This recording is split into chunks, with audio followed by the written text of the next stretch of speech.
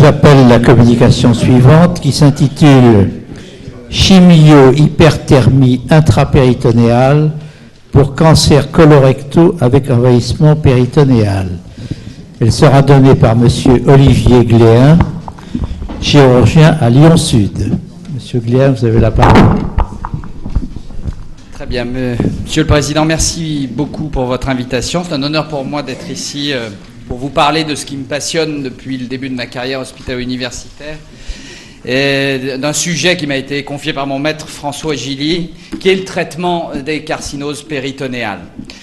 C'est probablement un domaine dans lequel, en cancérologie, on a fait le plus de progrès au cours des 20 dernières années, puisque si l'on regarde l'évolution, eh bien, on se rend compte qu'on est passé d'une situation, il y a 20 ans, où la carcinose péritonéale, en particulier d'origine colorectale, était traitée exclusivement palliativement, voire même uniquement symptomatiquement, et qu'on a évolué vers un traitement à visée curative.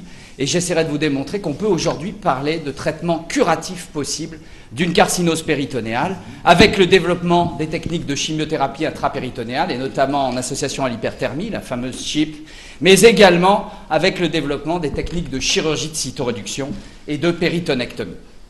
On est parti d'un principe assez simple et assez schématique, qui est de se dire la carcinose péritonéale, c'est une maladie locorégionale. Et on va donc y appliquer un traitement locorégional, chirurgical, pour traiter la maladie macroscopique, lorsque c'est possible et raisonnable, la chimiothérapie intrapéritonéale pour traiter la maladie microscopique, qui a longtemps fait le lit de la récidive intrapéritonéale, mais sans oublier qu'il faut également penser au traitement des autres métastases hépatiques, pulmonaires, et probablement associer à ce traitement locorégional, avec une séquence qui reste probablement à définir, une chimiothérapie systémique. Alors, la chirurgie de cytoréduction, c'est l'association de péritonectomie pariétale proprement dite, comme on le voit ici sous la coupole diaphragmatique, sur le péritoine pariétal antérieur, lorsque la maladie se situe sur le péritoine de la paroi, mais l'on doit souvent associer pour une chirurgie complète, eh bien, une résection d'organes lorsque la maladie péritonéale atteint les séreuses, en particulier les séreuses intestinales. Et la chirurgie de cytoréduction, qui doit être le plus complète possible, eh bien, c'est l'association de ces résections d'organes et de ces gestes de péritonectomie qui doit, sur l'ensemble du geste, rester un geste raisonnable, permettant à votre patient de sortir de l'hôpital et d'avoir des complications post-opératoires limitées, mais surtout de récupérer une qualité de vie acceptable, en particulier une qualité de vie digestive compatible avec une vie normale. Et puis après cette chirurgie, eh bien, on réalise une chimiothérapie, une chimio-hyperthermie intrapéritonéale, une CHIP, qui se base sur un rationnel qui est simple, les avantages pharmacocinétiques d'une chimiothérapie délivrée directement au contact des cellules, avec un faible passage systémique et donc une faible cytotoxicité. La cytotoxicité de l'hyperthermie qui a été clairement démontrée à partir de certaines valeurs, et en particulier de 42 degrés. Et puis, l'effet potentialisateur de l'hyperthermie sur l'action cytotoxique du médicament et sur la pénétration intratissulaire des molécules de chimiothérapie. Le fait de réaliser ce traitement immédiatement après la chirurgie évite le classique problème des séquestrations cellulaires et le problème des adhérences que rencontre la chimiothérapie intrapéritonéale réalisée au long cours. Alors, quelle technique? Le débat est toujours ouvert. Faut-il faire des CHIP à ventre ouvert, développés principalement par Dominique Elias et les centres anticancéreux? Faut-il faire des CHIP à ventre fermé? On pourra ouvrir le débat si vous le souhaitez. Clairement, les deux techniques donneraient des résultats en termes de morbimortalité et de survie identiques. Chacune a ses avantages et ses inconvénients. Et je pense qu'il n'y a pas lieu pour moi de réouvrir le débat. Quel protocole? Voilà les deux drogues que nous utilisons principalement pour le traitement des carcinoses d'origine colorectale. L'oxaliplatine, drogue un peu plus moderne, associée éventuellement à l'irinotecan, et la mitomycine, vieille drogue, mais qui, in fine, reste une drogue largement potentialisée par l'hyperthermie et qui, en particulier aux États-Unis, est toujours la drogue de référence utilisée pour cette technique. Soit dans du glucosé, soit dans du liquide de dialyse, avec des protocoles de chimiothérapie, même malgré nos efforts, qui restent assez hétérogènes. Mais globalement, souvenons-nous, oxaliplatine et mitomycine pour les deux drogues majeures utilisés pour les chips. Alors on a fait une photographie à l'occasion du rapport de l'Association française de chirurgie des résultats de cette association qui avait la réputation d'être particulièrement lourde et potentiellement non efficace. 1290 patients atteints de carcinose d'origine primitive ou digestive ont été inclus de manière rétrospective. Et la première chose que l'on peut dire sur cette large population de patients, eh bien, c'est que vous voyez que les chiffres de mortalité et de morbidité post-opératoire restent des chiffres qui, pour moi, compte tenu des enjeux, sont tout à fait acceptables et qui se sont depuis, de plus, je vous le démontrerai, bien améliorés.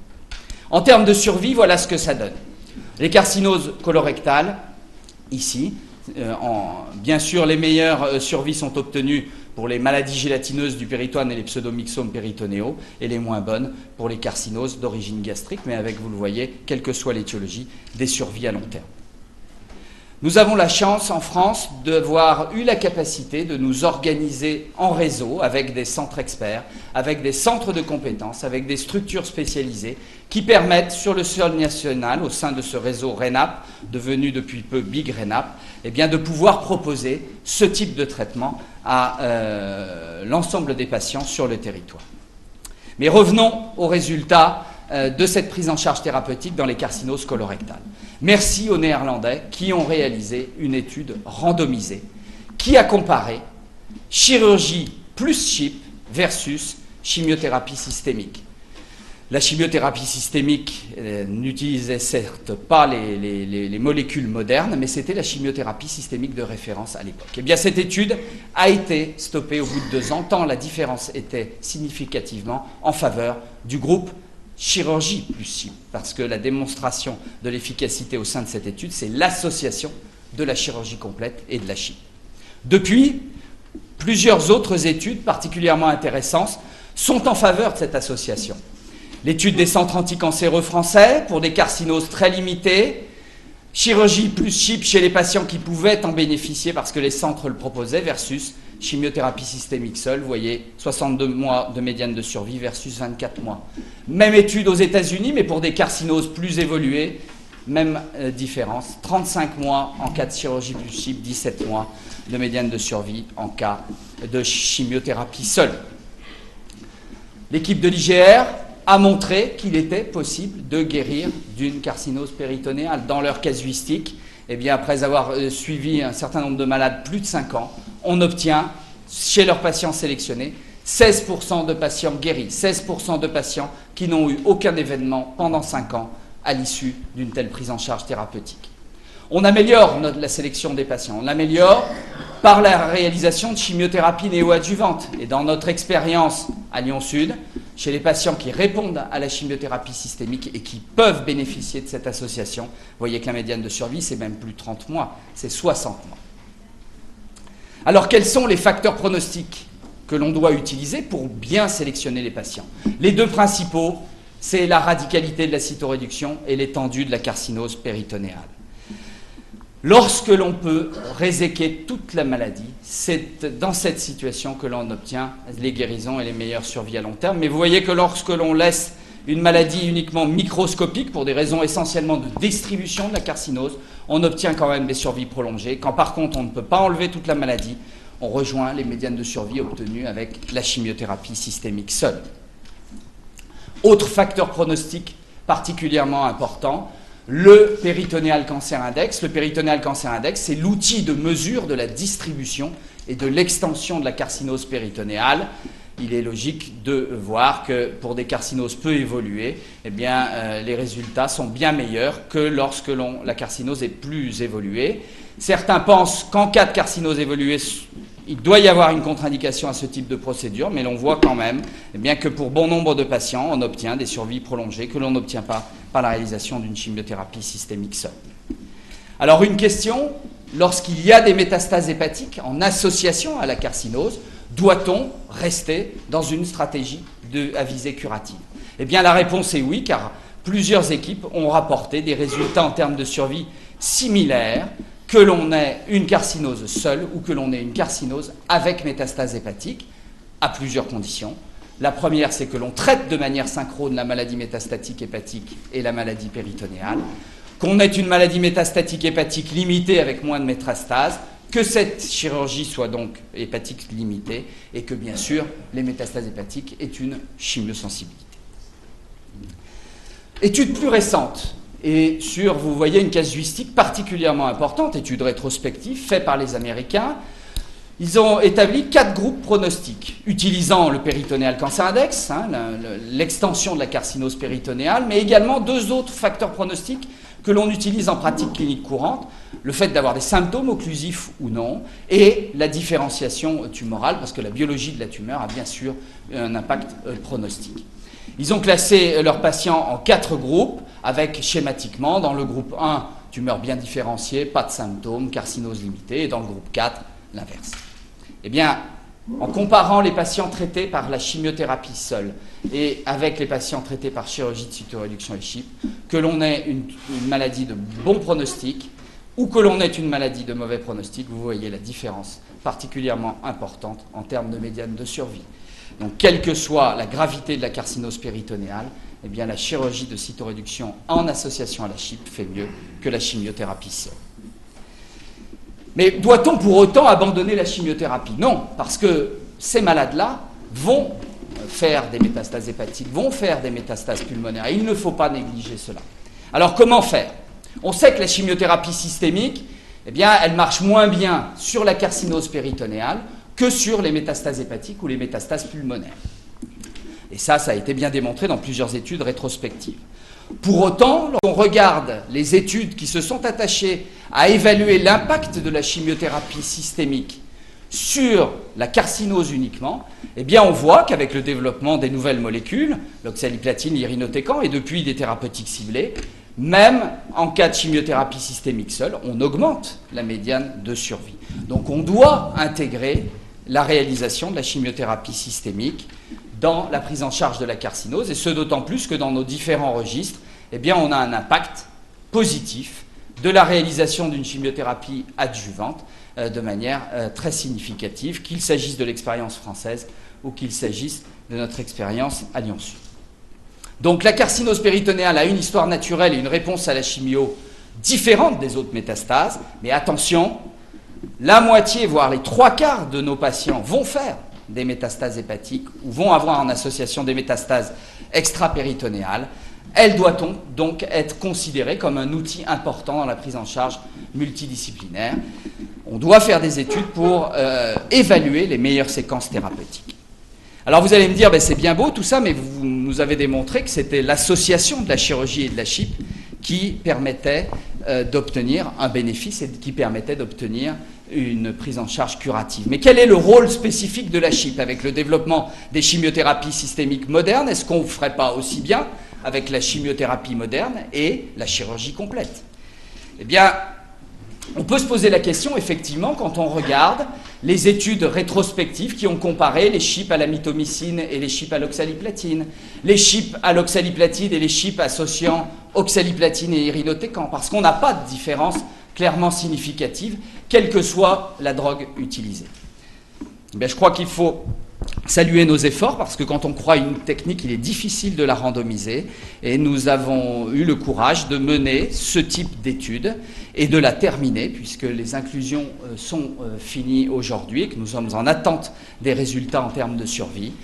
Sur les patients atteints de carcinose péritonéale, tous ont eu de la chirurgie complète, tous ont eu une chimiothérapie systémique optimale pour un total de 6 mois. La randomisation était faite en paire opératoire entre CHIP versus non-CHIP. Les premiers résultats que nous avons, c'est que déjà la CHIP n'augmente pas de manière significative les complications post-opératoires, puisque vous voyez que les chiffres de mortalité dans les deux groupes sont équivalents. Vous voyez qu'ils sont bas, 2% dans les deux groupes seulement. La morbidité est un peu supérieure en cas de CHIP, mais la différence n'est pas significative. Encore 3 ans pour attendre les résultats en termes de survie. Donc, à l'issue de toutes ces études, il est clairement recommandé aujourd'hui, en cas de carcinose péritonéale d'origine colorectale, chez des patients qui peuvent subir ce type de chirurgie, dans des centres spécialisés, eh bien, le traitement de référence, c'est l'association d'une chirurgie de cytoréduction et d'une CHIP. Alors, ceci ne concerne pas que les centres experts. Ceci concerne donc, aujourd'hui, tout chirurgien général. Pourquoi? Eh bien parce qu'il faut envisager la possibilité d'un traitement à visée curative dès le diagnostic de la carcinose, et pas après échec de plusieurs lignes de chimiothérapie, pas après échec d'un traitement chirurgical qui serait incomplet. La question qu'il faut se poser, c'est pour quel malade? Eh bien, il faut quand même, puisque ça reste une association thérapeutique lourde, que l'état général et l'âge du patient lui permettent de subir une telle procédure. Performance status acceptable, un âge physiologique inférieur à 70-75 ans et pas de tare particulière. Où? Eh bien, dans des centres spécialisés. Ça reste une technique longue, complexe, coûteuse.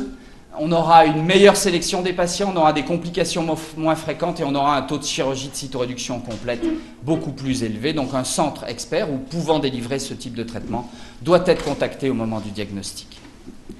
Soit au sein des équipes du réseau RENAP, soit au sein d'une équipe pluridisciplinaire spécialisée qui réalise ce type de procédure. Il ne faut pas ouvrir et fermer quand on retrouve une carcinose. Il est important de décrire précisément l'extension de la carcinose parce que souvent c'est l'exploration péropératoire qui va nous permettre de savoir si une carcinose est complètement résécable ou non. Ce type de carcinose infiltrant le bord mésentérique de l'ensemble de l'intestin grêle, ce type de carcinose fait de petits nodules absolument diffus sur la séreuse, sont des carcinoses qui sont non résécables et qui sont malheureusement inaccessibles à une telle prise en charge. On peut donc, lorsque l'on découvre une carcinose en péropératoire, on la décrit précisément et on décrit précisément son extension. Et puis le troisième message qui est important, c'est qu'il faut respecter le péritoine et la paroi abdominale. En effet, le péritoine est la première ligne de défense de l'extension de la carcinose péritonéale. Voici ici l'exemple d'une patiente qui, à cause d'une célioscopie et de drainage dans les flancs, eh bien, n'a pas pu bénéficier d'une chirurgie de cytoréduction complète à cause de le degré d'infiltration pariétale, alors que la maladie était résécable en intrapéritonéal, à cause d'une prise en charge initiale inadaptée. Donc, en termes de situation clinique, le pronostic de votre maladie va dépendre de l'extension métastatique, pas de la tumeur primitive. Donc, lorsqu'on a un cancer rectosigmoïdien avec carcinose, aucun intérêt d'aller peler les urtères pour que ces urtères soient colonisées par la suite par les cellules tumorales. La chirurgie sera derrière beaucoup plus difficile et beaucoup moins radicale et beaucoup plus morbide. Privilégier les stomies pour les tumeurs occlusives et puis éviter les drainages dans les flancs ou les trocars mis un peu partout dans la paroi abdominale. Alors un mot à présent et pour terminer du traitement préventif, parce qu'on a vu que l'on était meilleur lorsque la carcinose était plus limitée. Quels sont les patients à risque de carcinose péritonéale? On les connaît, on sait que c'est les patients qui ont des tumeurs perforées, qui ont une tumeur ovarienne isolée, c'est les petites carcinoses qui ont été réséquées en même temps que la tumeur primitive ou découvertes sur l'examen anatomopathologique. On sait que ces patients-là ont un risque de plus de 40% de développer une carcinose péritonéale. Il y en a d'autres, mais avec un risque un peu moins important, les cytologies péritonéales positives ou les tumeurs T4. Dominique Elias et l'Institut Gustave Roussy ont réalisé une expérience préliminaire sur 47 patients qui présentaient ce risque élevé de carcinose et qui, à l'issue de la chimiothérapie, n'avaient aucun signe de récidive. Biologie normale, scanner normal, examen clinique normal. Et ils ont fait un second look systématique.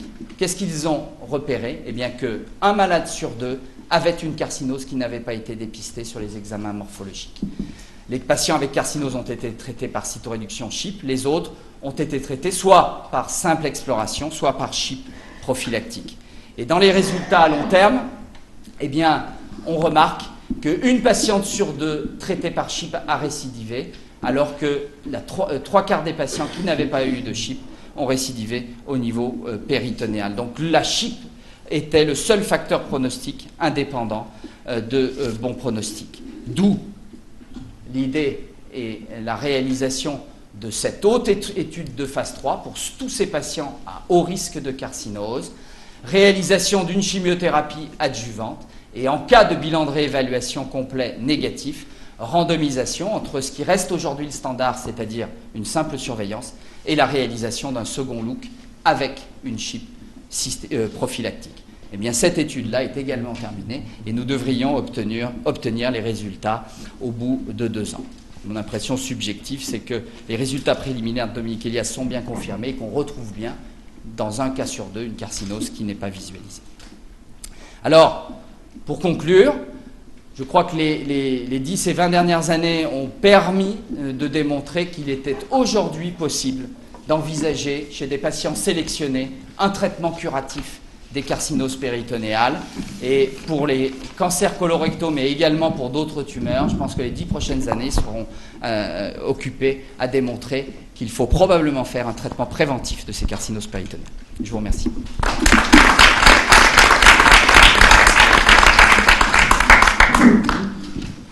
Merci, Monsieur Gléin, pour cette très intéressante communication.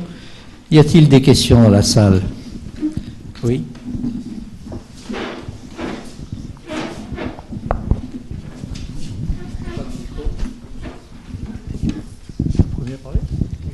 Ah bon? Oui, oui, écoutez, je vous félicite pour cet exposé.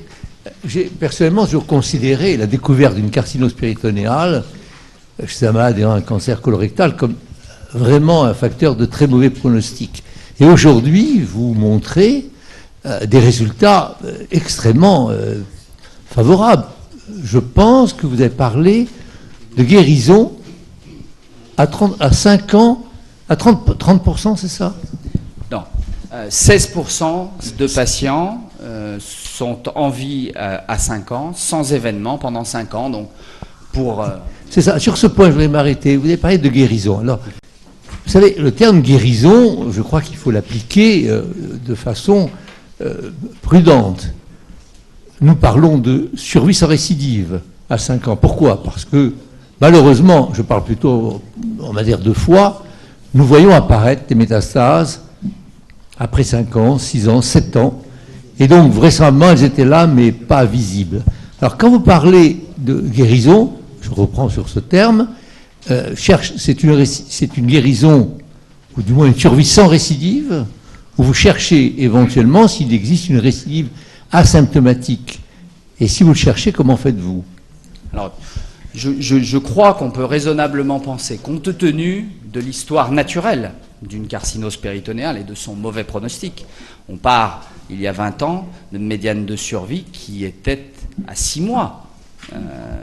Même en cas de chimiothérapie systémique, qu'un patient présentant une carcinose péritonéale et ne présentant aucun événement pendant 5 ans peut être considéré comme guéri. Maintenant, je vous rejoins. Il y a des cas exceptionnels de récidive au-delà de la 5e année. Mais pour un cancer invasif, je pense qu'il reste raisonnable et scientifiquement et communément admis que lorsqu'il n'y a pas d'événement pendant 5 ans, on peut parler de guérison.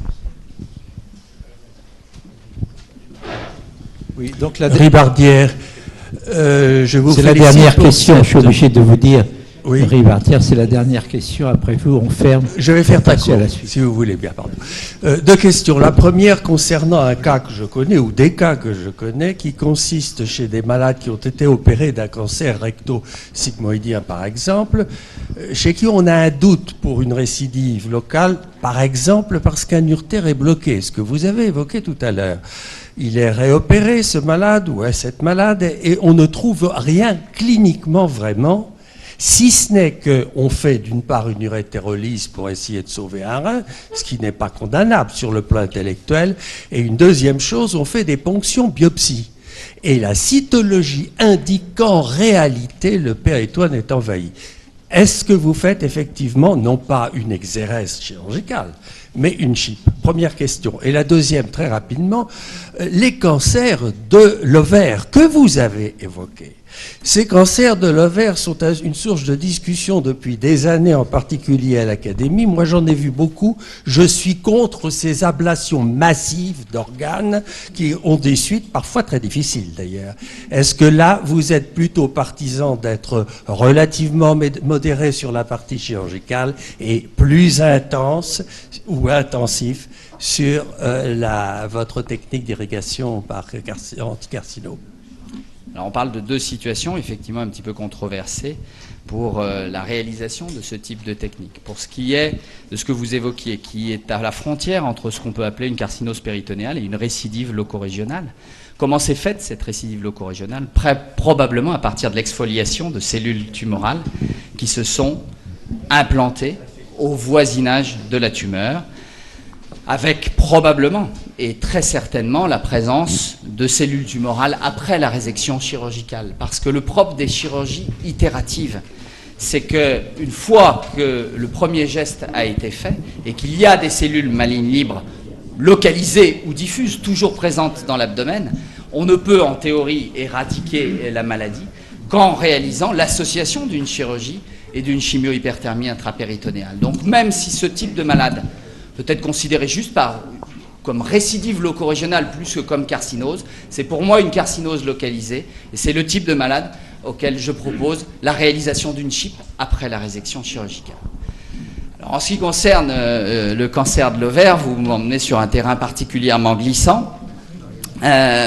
Mon avis est que la carcinose ovarienne est probablement un des meilleurs modèles pour la réalisation de ce type d'association thérapeutique. Mais dans le cancer de l'ovaire, on a des chimiothérapies systémiques et des réponses aux chimiothérapies systémiques qui sont particulièrement importantes, que l'on n'a pas pour les carcinoses primitives et digestives, et qui permettent aujourd'hui, même avec une chirurgie inadaptée, d'obtenir des survies prolongées.